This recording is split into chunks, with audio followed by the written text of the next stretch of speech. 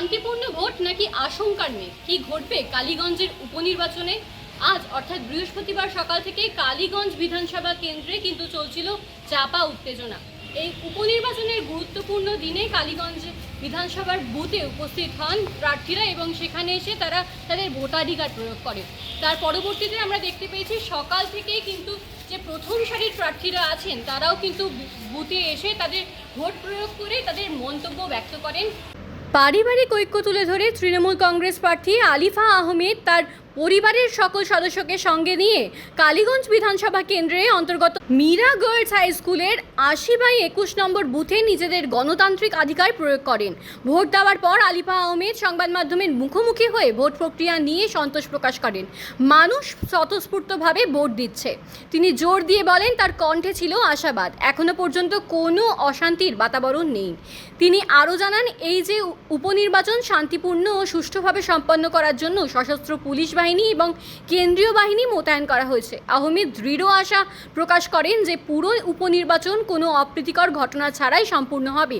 তবে ভারতীয় জনতা পার্টির প্রার্থী আশিস ঘোষের বক্তব্যে ভিন্ন সুর শোনা যায়। বিজেপি প্রার্থী আশিস ঘোষও সকাল সকাল কালীগঞ্জ বিধানসভা কেন্দ্রের আরেকটি বুথে ভোটদান করেন। নাগরিক কর্তব্য পালন করলেও ভোটের পরবর্তী তার মন্তব্যগুলো শান্ত পরিবেশের পরিবর্তে উদ্বেগের ইঙ্গিত দেয়। ঘোষ প্রকাশ করেন এই উপনির্বাচনে ছাপ্পা ভোট নিয়ে আতঙ্কিত বলে স্বীকার করেছেন তিনি দৃঢ়ভাবে জানান যে মানুষ যাতে সঠিকভাবে ভোট দিতে পারে এবং তাদের প্রকৃত রায় প্রতিফলন হয় সেদিকে তিনি নজর দেবেন। তার এই মন্তব্য নির্বাচনে অনিয়মের সম্ভাব্য আশঙ্কা সম্পর্কে সূক্ষ্ম ইঙ্গিত দেয়। দিনের বেলা যতই গড়িয়েছে ততই এই প্রশ্নটি গুরুত্বপূর্ণ হয়ে উঠেছে। আলিফা আহমেদের শান্তিপূর্ণ নির্বাচনের আশাবাদী পূর্বাভাস সত্য হবে নাকি আশিস ঘোষের ভোটার কারচুপি আশঙ্কা সত্যি হবে? তবে শান্তি ও নিরাপত্তা উভয় দিক থেকেই প্রকৃত ফলাফল কেবল ব্যালট গণনার পরেই জানা যাবে। ভোট আপনারা জানেন, আমরা খালি দুটো রাজনৈতিক দলের বিরুদ্ধে লড়াই করছি না, আমাদের লড়াই আজকে একটা দুর্যোগপূর্ণ আবহাওয়ার বিরুদ্ধেও। আমরা চেষ্টা করছি ভোটের পার্সেন্টেজ যাতে আরো বাড়ানো যায়, সমস্ত রকম অ্যারেঞ্জমেন্ট আমাদের নেতৃত্বরা করছে। কিন্তু যেটা দেখা যাচ্ছে খুব বেশি লোক তো বেরোচ্ছে না, বৃষ্টি সকাল থেকে প্রচুর বৃষ্টি হয়েছে, এরপরে ভোটের পার্সেন্টেজ বাড়বে। আর এমনি কিরকম শান্তিপূর্ণ ভোট হচ্ছে? দেখুন, আমি আমার প্রশাসনকে, নির্বাচন কমিশনকে ধন্যবাদ জানাই। এখন পর্যন্ত ভোট খুব ভালোভাবে সুস্থভাবে মানুষ দিতে পারছে। সবার কাছে আমার বার্তা যে আপনারা নির্ভয়ে নিঃসংকোচে আপনাদের সব থেকে বড় অধিকার সংবিধানের ভোটাধিকার সেটা প্রয়োগ করুন। সকাল একটা জায়গায় বিজেপি অভিযোগ করছেন যে বুথে বুথে নাকি এজেন্ট বিজেপি আর বসাতে পারছে কংগ্রেস না। অনন্তপুর 204 মীরা একের একটি নির্দিষ্ট জায়গা বিজেপি এজেন্ট বসাতে পারছে না, সেটা তো আমাদের দোষ নেই। বিজেপির উচিত, আমরা যেরকম মাটি কামড়ে সংগঠনকে শক্তিশালী করেছি, আমাদের প্রত্যেকটা বুথে বুথে এজেন্ট আছে, সংগঠনের কাজ করুক। আর সেটা ওরা এজেন্ট বসাতে পারছে না, সেটা আমাদের দেখার বিষয় নেই। আমাদের চেষ্টা বেশি পরিমাণে মানুষকে বেরিয়ে নিয়ে এসে তারা যাতে তাদের ভোটাধিকার প্রয়োগ করতে পারে, আমরা সেই চেষ্টায় লেগে আছি। সফটওয়্যার ইঞ্জিনিয়ারের পদ থেকে একদম সরাসরি আজকে এইভাবে বুথে বুথে ঘোরা, এটা কি কোনোদিন ভাবতে পেরেছিলেন? দেখুন, বিশ্বাসেই তো দুনিয়া কায়েম। আমার স্বপ্ন ছিল রাজনীতিতে আসা, এটা আমি ভেবেছিলাম, হঠাৎ করেই নয়। ভীষণ ভালো লাগছে আজকে, আমি ভীষণভাবে গর্বিত একজন নাগরিক হিসেবে এবং একজন প্রার্থী হিসেবে। আজকের এই দিনটি আমার জীবনে অত্যন্ত গুরুত্বপূর্ণ একটা দিন।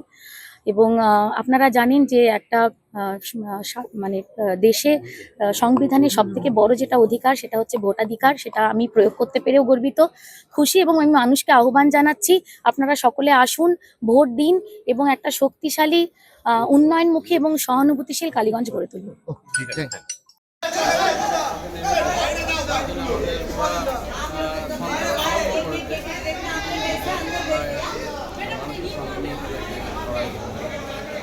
কোনো অপ্রীতিকর ঘটনার খবর এসছে?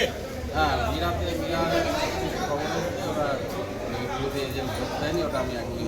আজকে সারাদিনে আপনার প্রোগ্রাম কি আছে? সারা কালীগঞ্জ বিধানসভাটাই আমার প্রোগ্রাম।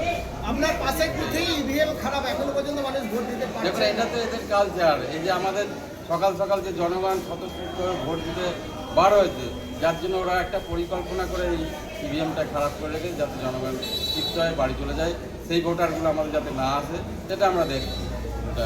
এখন কোথায় যাবে? যেভাবে মানুষের দেখা যাচ্ছে যে অন্যান্য সময় যে ভিড় জন্মে বুথগুলিতে, মানুষের আগ্রহ থাকে, এক্ষেত্রে কেন উপনির্বাচনে মানুষের ভোট সংখ্যা কম লক্ষ্য করা যাচ্ছে এখনো পর্যন্ত?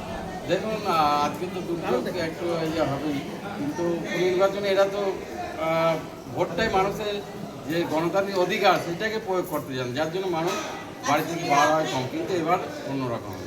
ছাপ্পা ভোট লুট এরকম কোনো আশঙ্কা করছেন? অবশ্যই এতে সেইটাই কাল যায়। Thank you.